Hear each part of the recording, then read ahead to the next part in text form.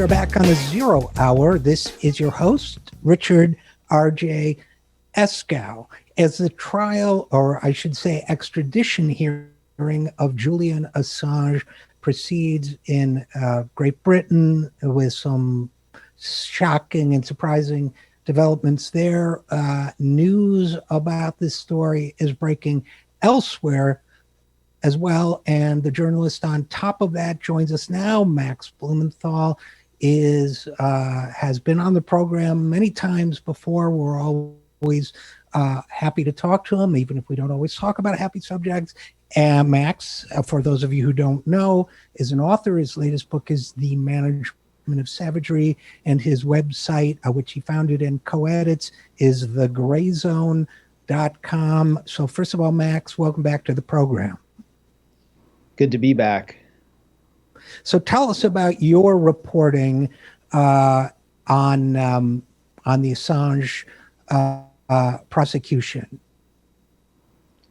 Well, I'm not covering the trial, which has restarted. It restarted last week, and it's a trial in London at a court next to the Belmarsh maximum security prison where Julian Assange is being held, in which a British judge, in what appears to be a complete show trial, is deciding whether to extradite Julian Assange to the United States, where he will then stand trial for violating the Espionage Act of a country that he's not a citizen of. He's an Australian.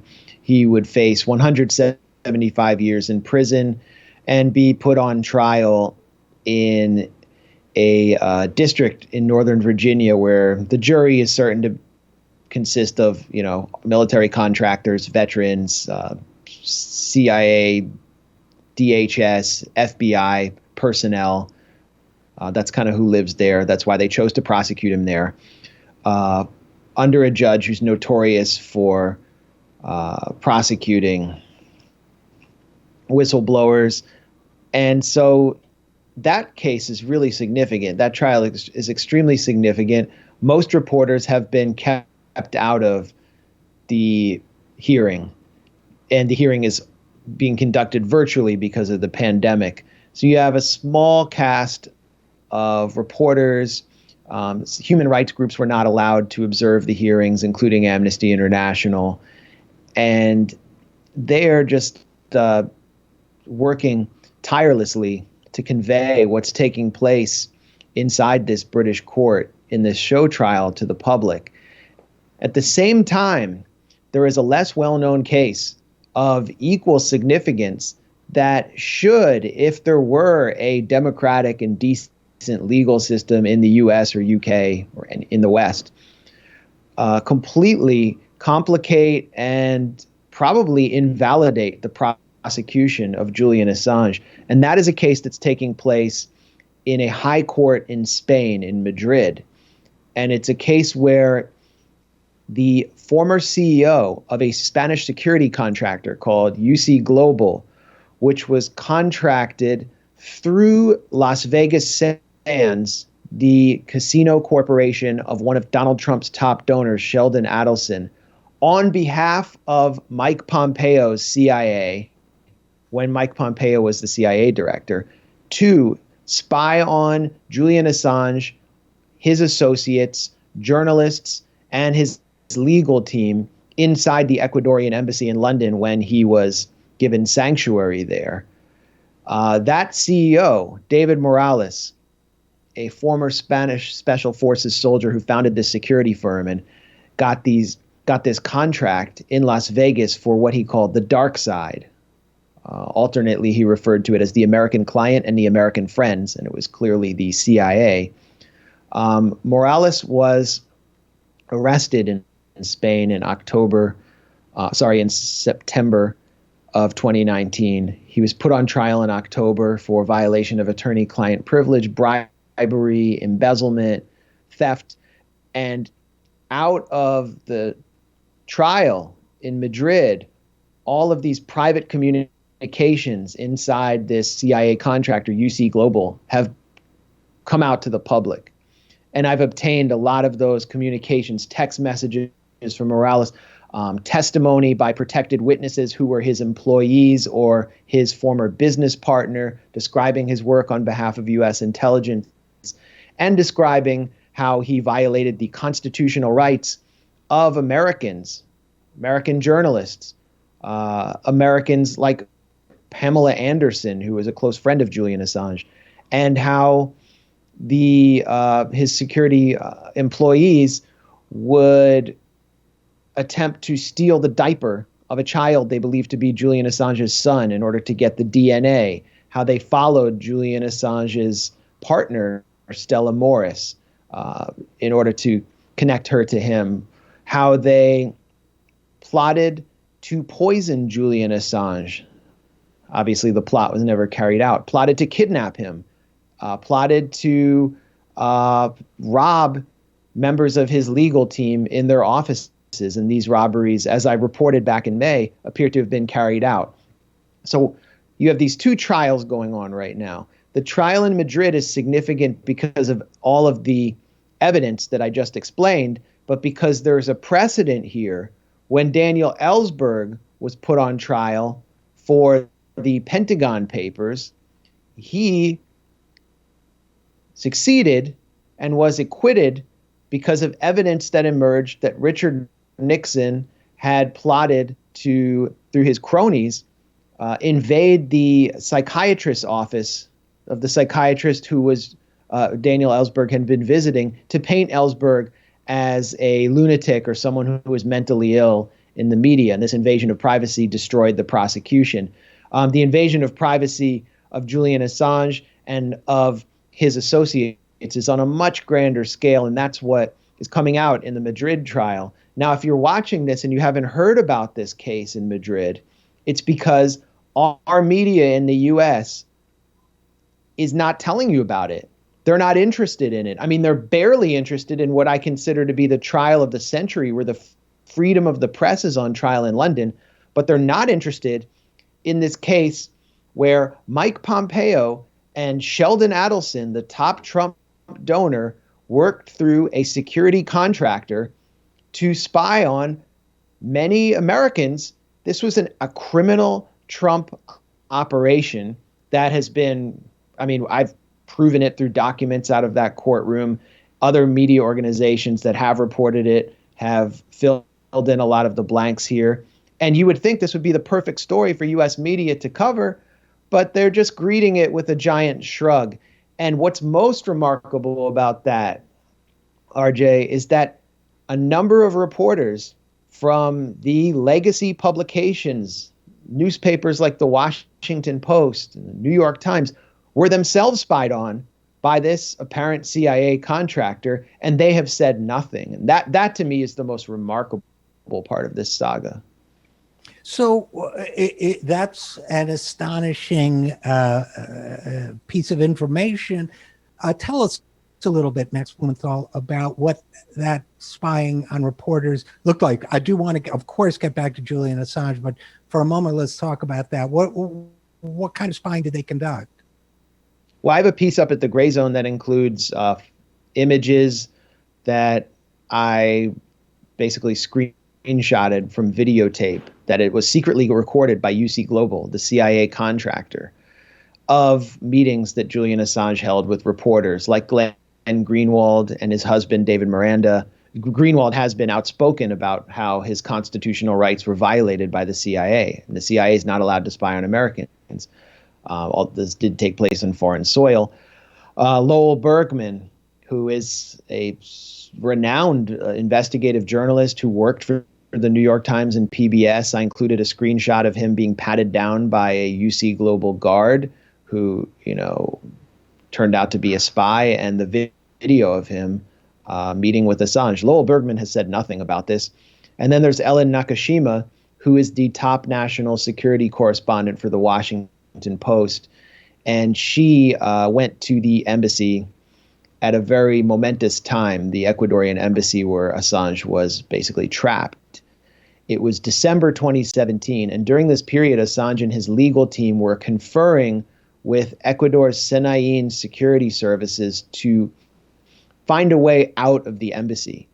and they were holding a series of meetings in which they planned to have Assange basically leave the embassy and be granted diplomatic status by a third party nation, like another country that was friendly with Ecuador. Right. And what took place was dramatic, as I described in my piece, The American Friends, that I published in May at thegrayzone.com. UC Global stepped up its spying, got extremely aggressive, were invading everyone's devices who came to the embassy, trying to find details. They wound up actually spying on the director of Ecuador's intelligence services, Romy Vallejo. Ellen Nakashima from the Washington Post enters the embassy at this time. She's doing a profile on one of Julian Assange's friends, the German hacker and transparency activist, Andy Mueller-Magon. And she's escorted by another Washington Post reporter. She enters the embassy, goes to meet with Assange, and like every other guest at this time, has to give up all of her devices at the gate to a UC Global guard. Her phone is opened. The guard describes taking the battery out. He takes her notebook. She takes her notebooks in, but he takes her voice recorder. And then when she leaves, the guard describes trying to pocket Ellen Nakashima's voice recorder, but says the woman remembered at the exit. And so I included a screenshot of these notes taken by the UC Global guard, who signs the notes as Jose Antonio. This is pretty remarkable. The guard tried to steal the voice recorder of a Washington Post reporter, and she didn't suspect anything. Well, I mean, she didn't say anything about that. Well, the story has now come to light, and you've reported on it. Have you or has anyone else asked, for example, Ellen Nakashima or the other journalist, for comment on the fact that there was this spying attempt conducted on them, or the Washington Post for that matter? Well, this is a great question. I wrote Ellen Nakashima at her Washington Post email, which she lists at her Twitter account, received no response, as expected. But I do know others who have reached out to her to join a criminal complaint on behalf of the journalists who were victimized by this CIA contractor. And that journalist is named Stefania Morizzi. She formerly worked for La Repubblica, which is one of the largest sort of left-of-center publications in Italy.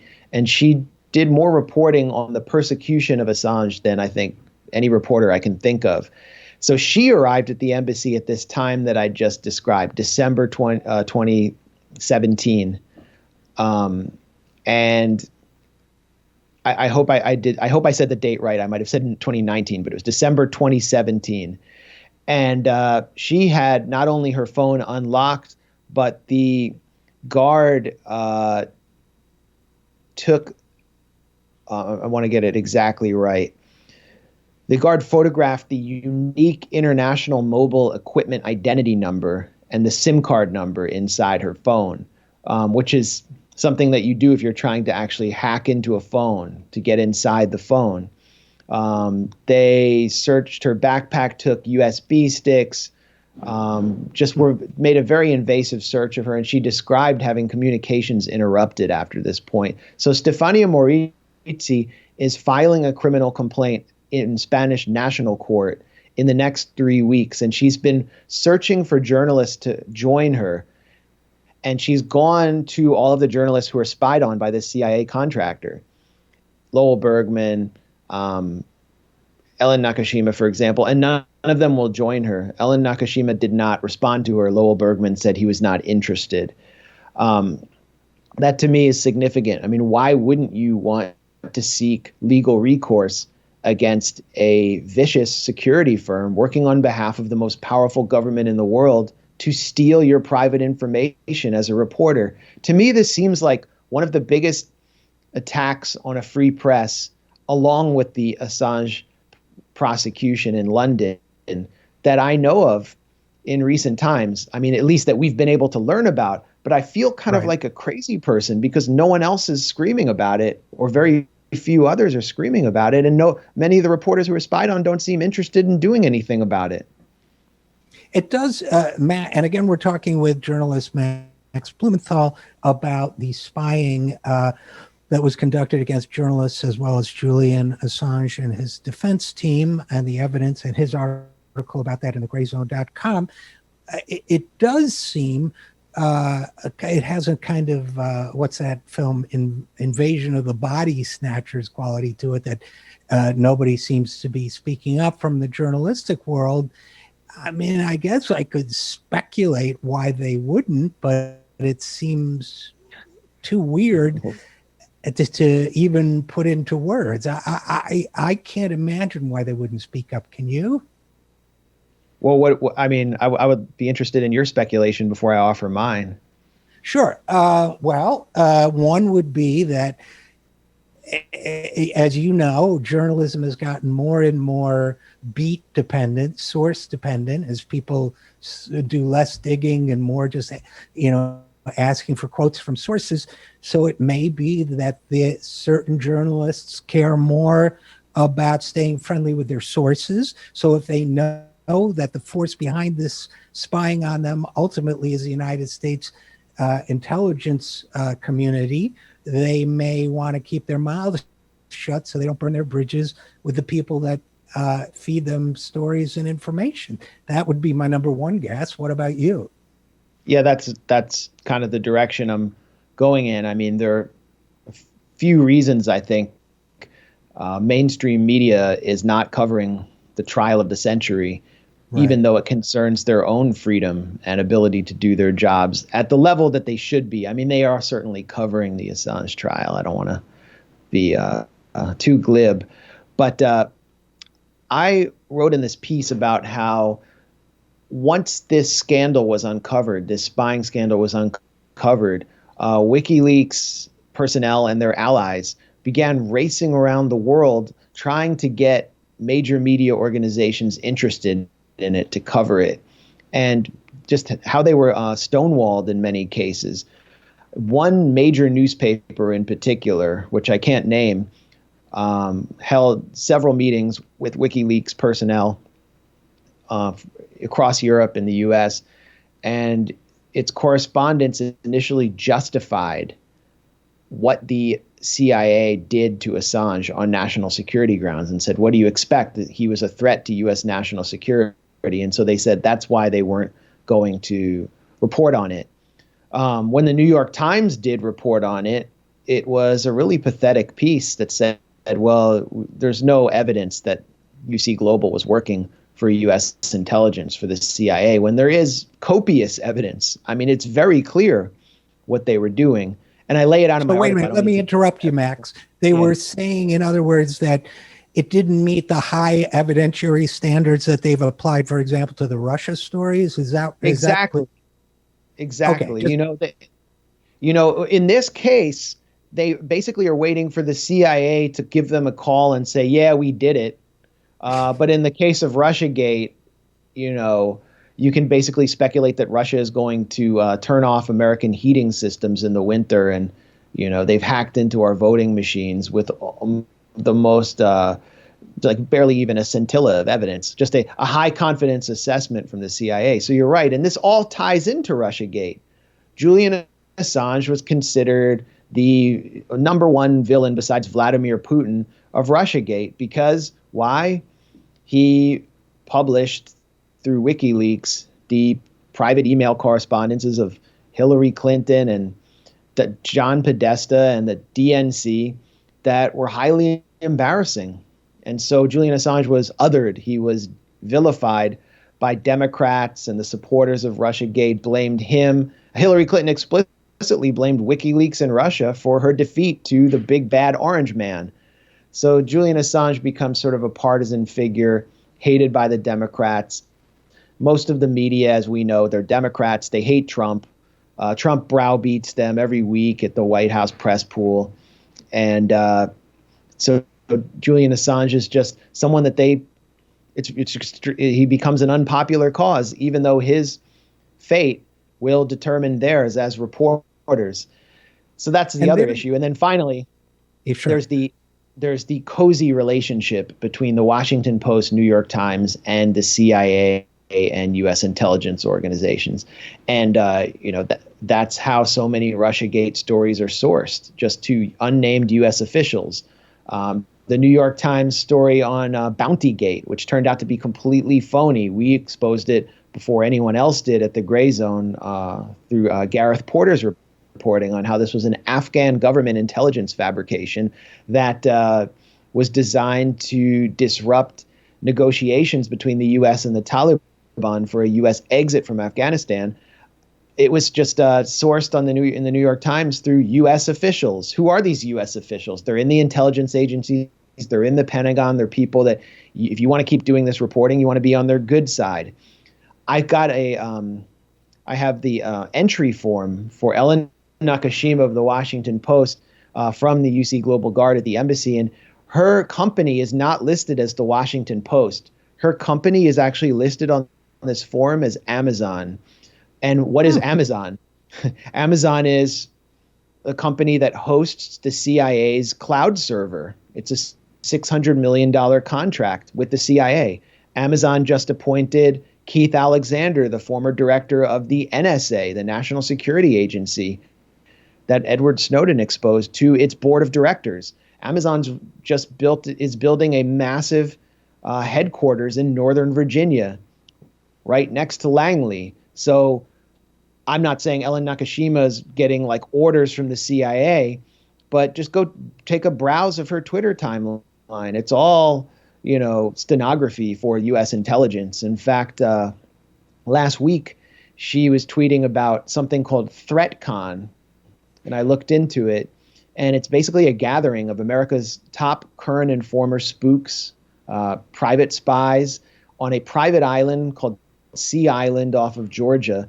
And they hold a series of panels that are moderated by people like David Sanger, who is the top national security correspondent for the New York Times, and David Ignatius, the Washington Post associate editor. They're just palling around with the intelligence services that supply them with stories, and then they, fulfill their role as stenographers. So that's why I think you have this confluence of factors of Russiagate, Assange being blamed for Trump being elected, and the cozy bond between the U.S. media and in the intelligence apparatus, which has never been closer.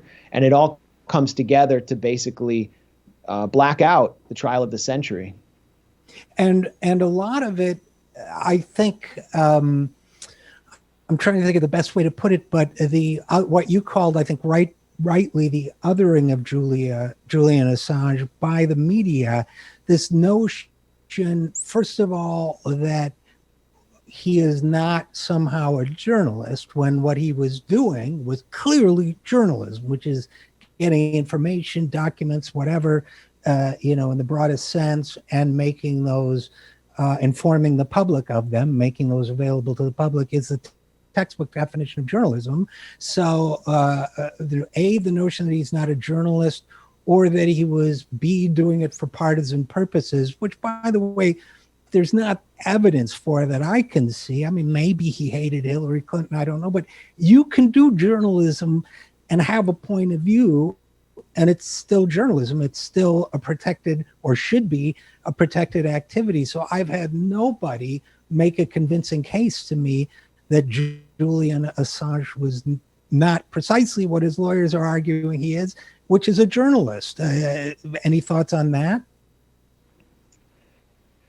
That's absolutely right. He was a journalist and a publisher, and would be the first person prosecuted under the Espionage Act, to my knowledge, for simply publishing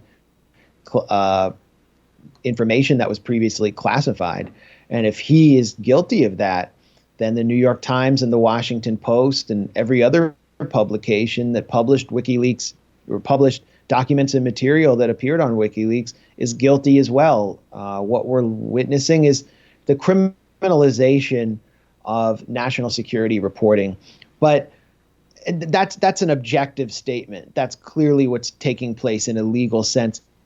But in practice, what we're actually witnessing is the targeting of dissident, critical, and anti-imperialist journalism.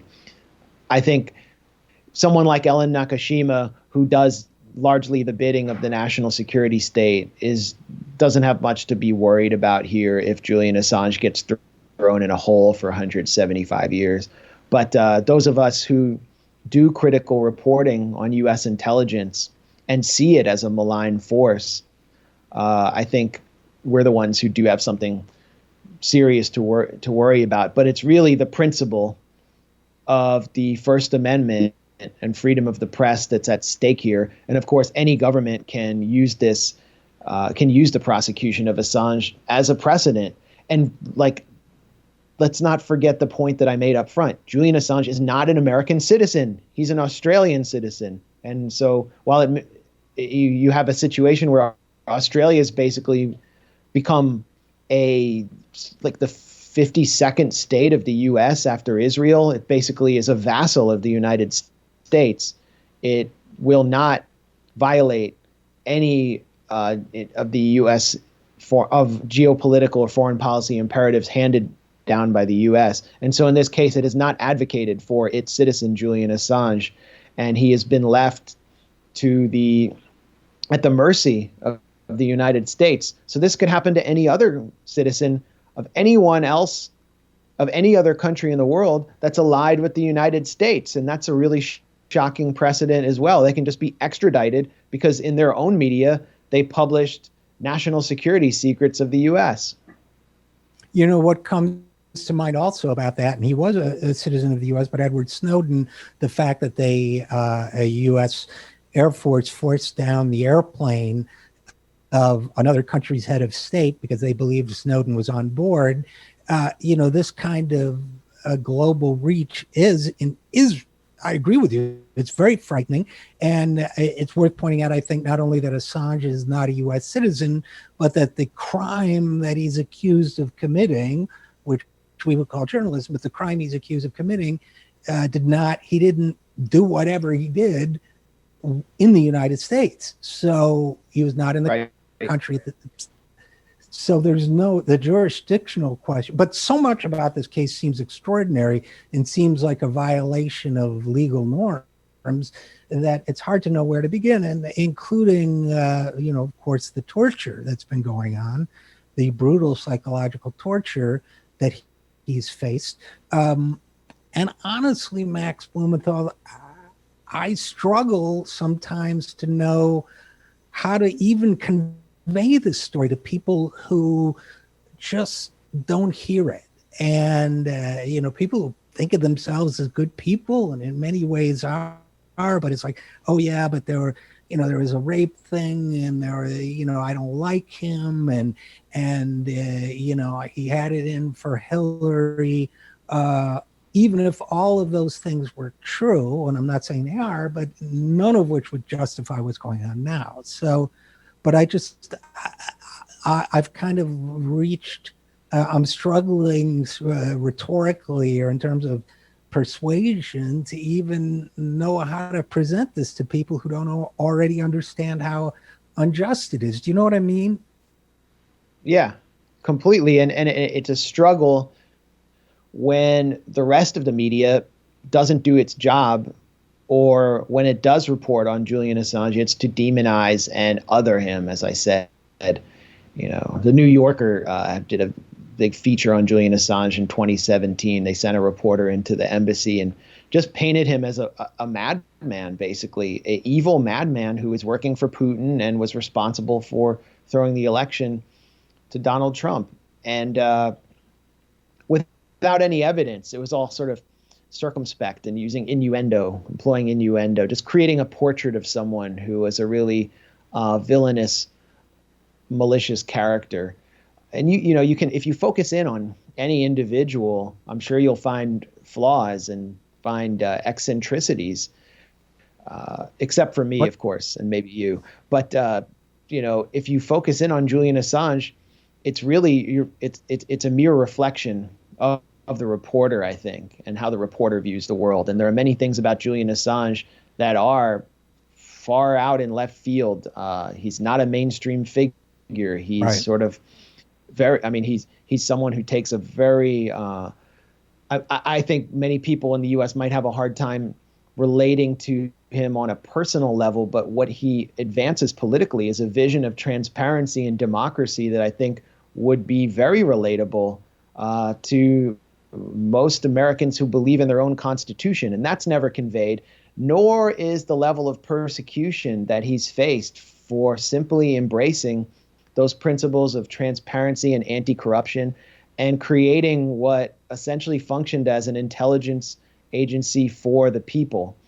People in the global South generally love WikiLeaks. They love Assange because they feel like they've been experiencing these imperial plots and suffering for them, even starving literally for them.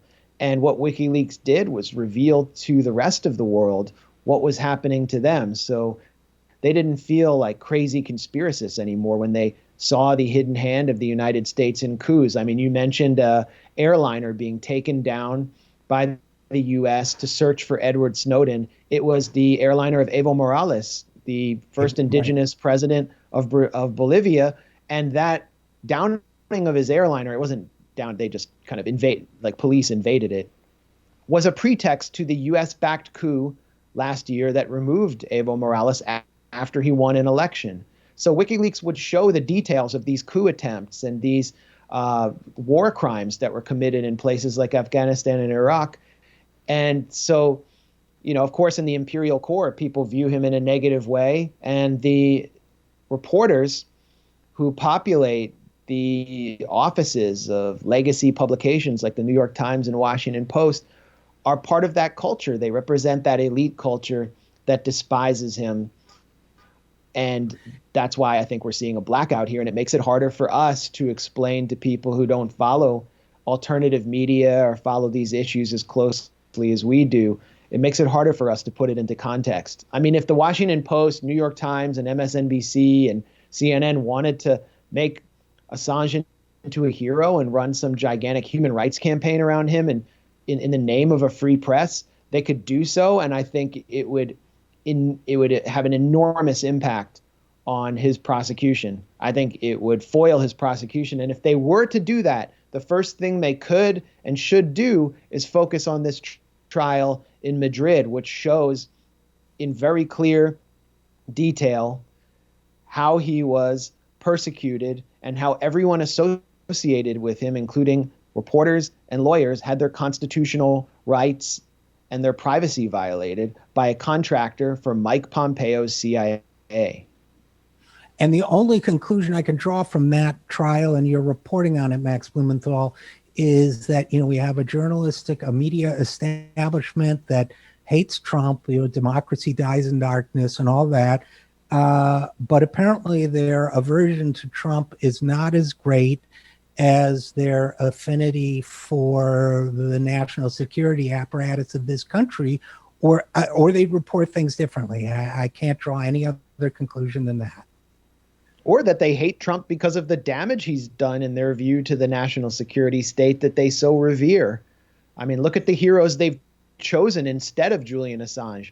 They've all come out of the national security state. Pete Strzok, Alexander Vindman, these previously unknown kind of national security apparatchiks who believe that the United States' role in the world is to counter Russia and China. It's not to have peaceful relations with other countries. These are the heroes, these figures I find sort of unsympathetic, uncharismatic, and representative of an opaque bureaucracy that's deeply undemocratic. This is who the Democrats have chosen as their opposition icons. And that's the culture we're living in. And none of them has suggested putting Alexander Vindman in solitary confinement and trying him for espionage. So there you have it, I guess. Max Blumenthal, founder and co-editor of The Gray Zone and author. Thanks for your great reporting on this really important subject. And as always, thanks for coming on the program. Thanks as always for having me on. We'll be right back after this. I am Richard RJ Eskow, and this is the 0 Hour.